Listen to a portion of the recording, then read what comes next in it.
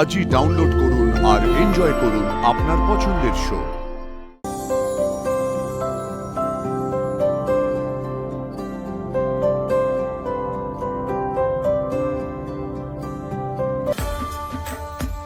আমি যেভাবে বললাম সেভাবেই যেন সবকিছু হয়, আর এখনই কাউকে কিছু জানানোর দরকার নেই।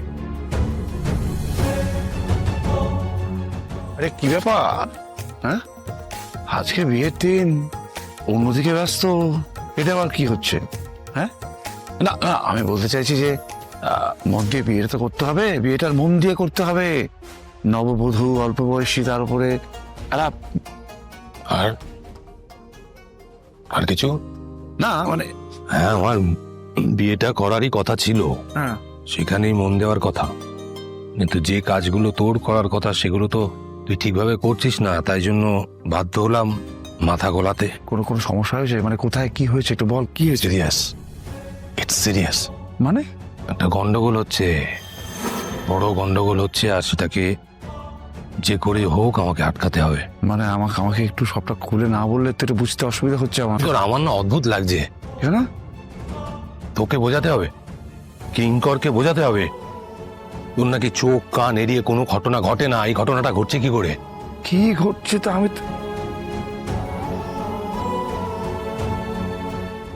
এ স্যার,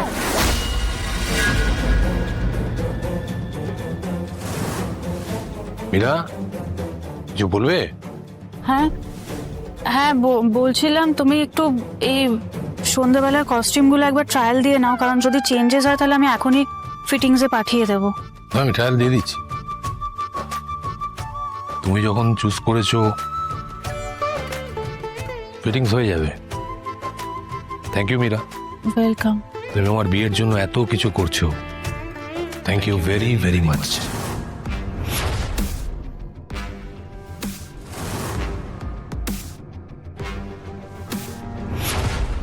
এই মানসি, তুমি কি কিছু আজ করতে পারলে? কি আজ করব? না মানে আমার মনে হয় এই মেয়েটার কিছু একটা গোলমাল আছে। ও বোধহয় এই বিয়েটা করতে চাইছে না। করতে চাইবে না কেন? করতে চাইছে, একদমই করতে চাইছে, না করার তো কোনো কারণ নেই। আরে বাবা না, কোনো জরুরি কথা হচ্ছে সর্বাণীদি?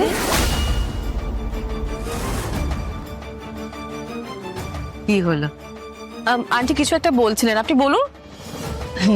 না না, মানে আমি বলছিলাম যে সর্বাণীদি, তোমাকে আমি আগেও সাবধান করেছি, এখনো সাবধান করছি, তোমার ভালোর জন্যে।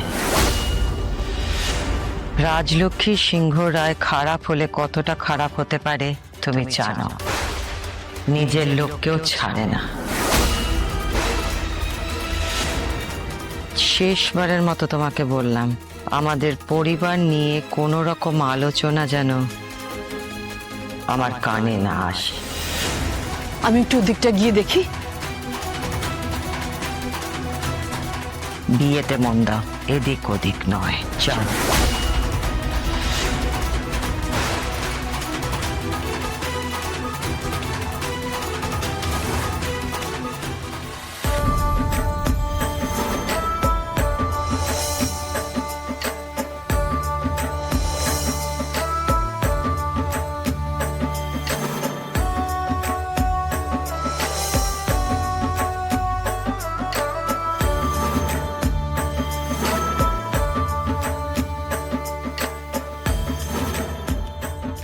দেখি দেখি সত্য কি রে অপু, বন্ধু বান্ধবরা পর্যন্ত বলছে মুখটা কিরকম করে বসে আছিস তুই?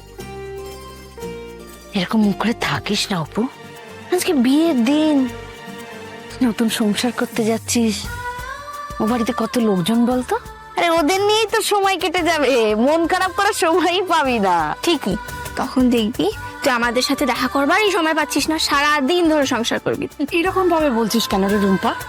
নতুন সংসার, নতুন সবকিছু, একটু মানিয়ে গুছিয়ে নিতে তো সময় লাগবে। আসতে পারি? হ্যাঁ হ্যাঁ, আসুন। তোমরা কে গো? ম্যাডাম, আমরা কোণে সাজাতে এসেছি, মেকআপ করিয়ে চন্দন পরে রেডি করিয়ে দেবো। মেকআপ করে দাও, চন্দনও তোমরা পড়াবে? ওটা তো আমাদেরই দায়িত্ব, আপনারা যেরকম চাইবেন সেরকম ভাবেই করাবো। দৌড়টাইছে বলি তুমি কি কথা বলো? আমার মেয়েকে নাকি কেউ জিন্স পরা মেয়েরা চন্দন পরা কেন? আমি চন্দন পরাতে পারি না? মা মা তুমি দাঁড়াও, আমি কথা বলি। আমি কথা বলছি। উফ, অপু, অপু, অপু, তুই দাঁড়া, আমি দেখছি, দাঁড়া। আচ্ছা শুনুন না, উনি হচ্ছে কনের মা, উনি না খুব সুন্দর করে চন্দন পরান। তো উনি যদি চন্দন পরান, আপনাদের কোনো অসুবিধা আছে? মা চন্দন পরাবে, তাতে অসুবিধা কি আছে? আপনি চন্দনটা পরিয়ে দেবেন, বাকিটা আমরা করিয়ে দেবো। ঠিক আছে, রাগ করো না, মাথাটা একটু গরম হয়ে গেছিল। অপু আয়, চল, এবার তৈরি হতে হবে তো। আয় আয় আয়, তোমরা চলে এসো।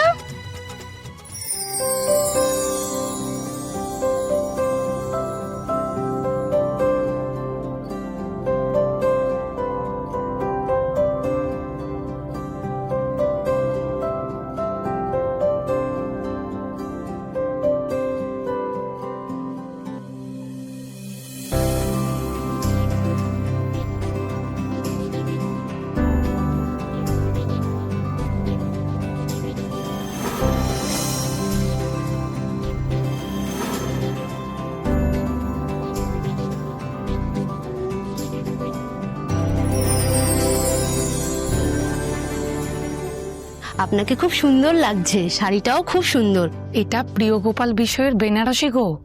সত্যি অপু, তোকে না এই শাড়িতে একদম রাজরানীর মতো লাগছে।